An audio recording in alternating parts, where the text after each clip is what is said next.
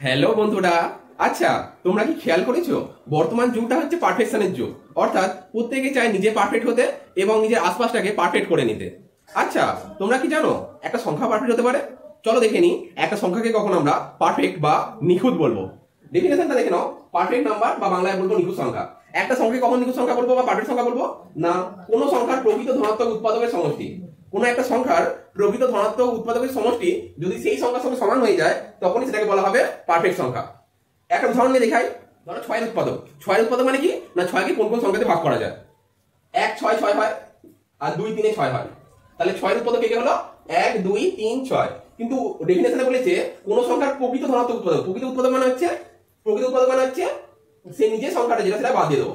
তাহলে এরা এই তিনজন হচ্ছে প্রকৃত উৎপাদক। তাহলে 1 2 আর 3, এরা তিনজন হচ্ছে প্রকৃত উৎপাদক। এবার এদের যদি সমষ্টি করি, প্রকৃত উৎপাদক তিনটা যদি সমষ্টি করলে কত হচ্ছে? 6 হয়ে যাচ্ছে। 3 + 2 5, 5 × 6।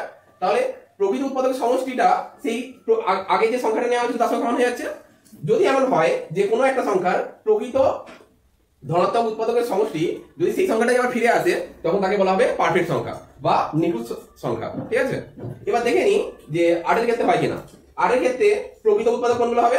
না, 1 8 এ 8 হয় আর 2 4 এ 8 হয়। এবার প্রকৃত বলেছি, প্রকৃত মানে 8টা বাদ চলে যাবে। তাহলে 1 2 আর 4 এদের সমষ্টি করছি। 1 2 4 এর সমষ্টি করছি, কত হবে? 4 2 6 1 7। তাহলে দেখো যে 7 হচ্ছে, মানে 8 হচ্ছে না কিন্তু। ঠিক আছে, তার মানে 8টা কোনো পারফেক্ট সংখ্যা নয়। এবার 28 এর ক্ষেত্রে করে দেখি। 28 এর ক্ষেত্রে বলে কি হবে? 1 28 এ 28, 2 14 এ 28, 3 দিয়ে যাবে না, 4 7 এ 28। ঠিক আছে, আর কোনো সংখ্যা 28 দিয়ে ভাগ যাবে না। এবার হচ্ছে এর প্রকৃত উৎপাদক বের করব। প্রকৃত উৎপাদকের ক্ষেত্রে 28 বাদ চলে যাবে। প্রকৃত উৎপাদকের ক্ষেত্রে 28 বাদ চলে যাবে, বাকিগুলো যোগ করে দেখি কত হচ্ছে। 14 7 21, 21 4 এ 25, 26 27 একে 28। তাহলে যদি যোগ করি, যোগফল হবে কত? 28। মানে সেটা আসল সংখ্যার সঙ্গে সমান হয়ে যাচ্ছে। তাহলে 28 একটা পারফেক্ট নাম্বার বা নিখুঁত সংখ্যা। ঠিক আছে, এরকম নিখুঁত সংখ্যা আরো অজস্র আছে। সবথেকে ছোট নিখুঁত সংখ্যা হচ্ছে 6। 6 হচ্ছে সবথেকে ছোট নিখুঁত সংখ্যা বা পারফেক্ট নাম্বার।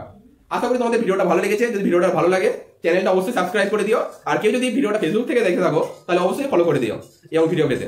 ধন্যবাদ।